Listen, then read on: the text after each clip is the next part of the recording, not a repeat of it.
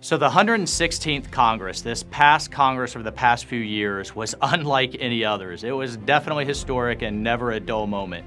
So I started in Congress, my first term, with a government shutdown.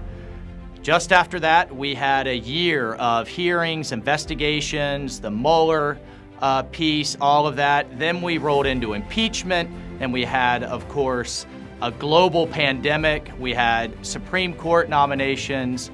Again, it was definitely action-packed. Despite the dysfunction, despite the infighting and the partisanship, we delivered results for you and our constituency. Here are a couple of the highlights from the past 2 years.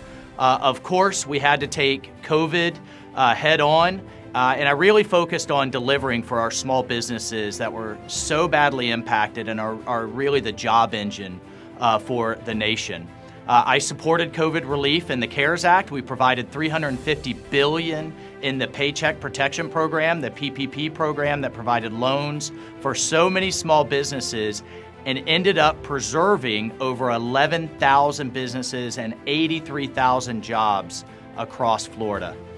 Fought hard for veterans and for our Defense Department and for our military. I serve on the House Armed Services Committee.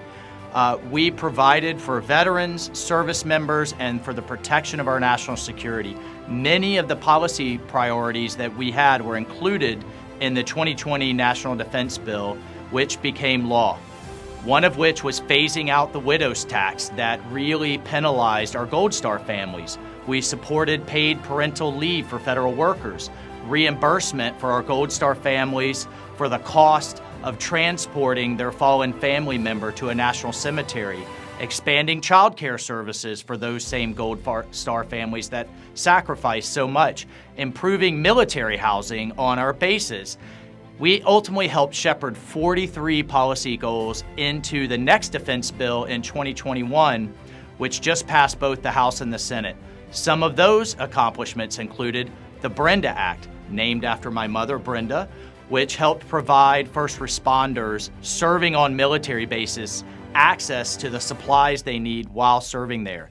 The Secure Our Bases Act, in response to the horrific Pensacola shooting in Northwest Florida by a Saudi trainee. This new act will increase our vetting protocols and will increase the requirements for those foreign trainees to come and train in America. Really proud of the Rent the Camo Act for our women, our female service members. Many times they have to go through multiple uniforms at significant cost as they progress through pregnancy.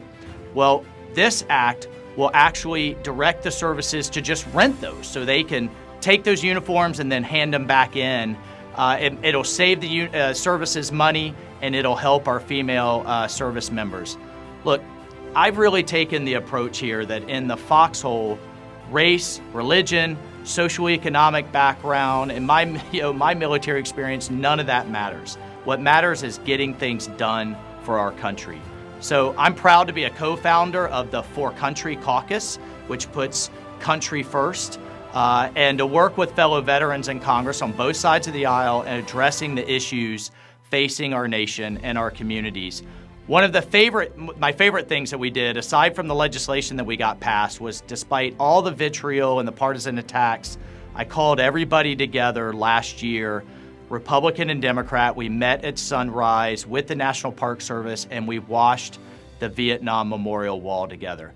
It was obviously an honor to pay my respects to those fallen, but I think the nation needs to see us coming together and keeping what's so important in front of us and recognizing those that sacrificed for what we do in Washington. I was also proud to fight alongside Representative Stephanie Murphy and Dan Crenshaw to posthumously award the Medal of Honor to Sergeant First Class Alwyn Cash, just a heroic soldier who lost his life while saving his fellow soldiers in Iraq in 2005 from a burning vehicle. I am incredibly proud to have helped his family in their fight recognize this American and Floridian hero. I also served this past year on the China Task Force, and the threat from China is growing. It cannot be ignored. I think it's the greatest threat that this country has ever faced. Included in the final task force report were a number of my priorities, one of which was a critical minerals bill. The Chinese are dominating the basic minerals that fuel our entire economy. I want to bring those supply chains home.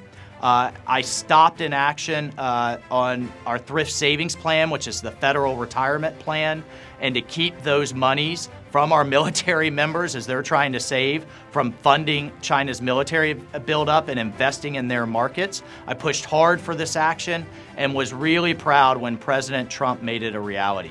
We also have legislation in there requiring researchers and university professors to disclose all funding, all foreign funding from foreign sources in applications as they get federal grants from the Defense Department, NASA, and others for sensitive technologies. And then we also we're putting legislation in place to put a stop to China's 1,000 Talents program. This legislation directs the Defense Department to track foreign talent recruitment programs that pose a threat to the United States and to ensure Chinese money stays out of our universities, out of our colleges, and protects our most sensitive research and development technologies from Chinese espionage and theft. Another thing that we really took on was the Women's Peace and Security Caucus and Initiative. Here's the bottom line. I've served as a Green Beret all over the world, and where girls are educated, where women thrive, extremism doesn't. It's really, in many ways, that simple. And that's why, with Representative Lois Frankel, I founded the Women's Peace and Security Caucus to promote these women's issues around the world, because I think when girls are educated abroad, our girls, my daughter, are safer here at home. Okay, I'm a space nerd, and I serve on the Space Committee. America is launching back into space with Florida front and center. It's really exciting. This year we watched SpaceX and NASA launch from American soil for the first time in almost a decade. It was just a thrill of a lifetime to see American astronauts, Colonels Bob and Doug. They're Marine Corps and Air Force, and I'm Army, but I don't hold that against them. To see them launch from American soil once again after a decade of having to ask the Russians, believe it or not, to send our astronauts into space. When the space shuttle program shut down, we lost that capability. And I was also really honored to be able to invite and attend the launch with President Trump and Vice President Pence. In addition to that, we co-sponsored the legislation establishing the United States Space Force, the sixth branch of the military. Everything that we do now in our economy and our military touches our satellites and our assets up in space. The average person touches space 6 times a day, and they don't even realize it. Between agriculture, telecommunications, financial markets, global logistics, everything's dependent. Our adversaries know that, especially the Chinese and the Russians, and we have to be able to defend it with a separate branch called the Space Force. We worked hard also to bring the new U.S. Space Command headquarters to the newly renamed Patrick Space Force Base at Cape Canaveral. Bottom line is, space is in Florida's DNA, and there's nowhere better suited to have the Space Command than right in Florida's Space Coast. All right, one of my favorite parts about being a congressman is the part that I think gets the least attention, and that's helping Floridians, helping those I represent, but just to navigate the federal bureaucracy, whether it's immigration, Social Security, Veterans Affairs, all of those pieces. So I have 3 offices down in the district. I have a great team down there, and they have assisted our constituents over the past 2 years with federal agencies. We've resulted in returning over $3 million, actually $3.4 million, back to our constituents. They've completed over 3,100 cases. They've helped over 1,300 veterans specifically. They've helped over 800 of our seniors with specific issues that I've had, and they've responded overall to 36,482 cases. Think about that in just 2 years. It's truly incredible. I'm so proud of our team, and those are kind of the day-to-day base hits of helping people that really makes it an honor to represent you. All right, finally, one of my favorite memories of the last 2 years, there are many, but one that was just really so special to me was as a Green Beret, as an airborne ranger, I was able to go over to Normandy and jump out of an original World War II C-47 transport alongside a 92-year-old paratrooper for the 75th anniversary of D-Day. It was humbling just to be alongside so many of our World War II veterans, but to be able to jump with one who was jumping 75 years after he had jumped June 5th, 1944 was the honor of a lifetime.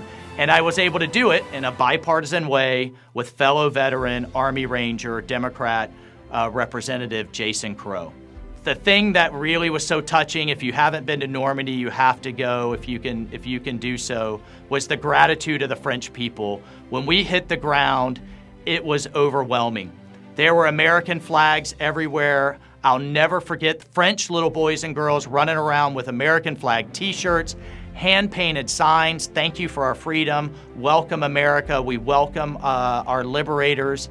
It just served as a special reminder, we are fighting every day for the freedom and democracy that we enjoy as Americans, but that others enjoy around the world. All of these things have made me proud to serve you, to serve our community in Congress. I always keep in mind the we the people is first and foremost. You all are the boss, and I am here to deliver results for you. We will fight through the partisanship, we'll fight through all of the politics, but at the end of the day, we need to get jobs done. That's what we do in combat, that's what we do in business, and that's what you deserve in Congress. All right, God bless, and I salute you all.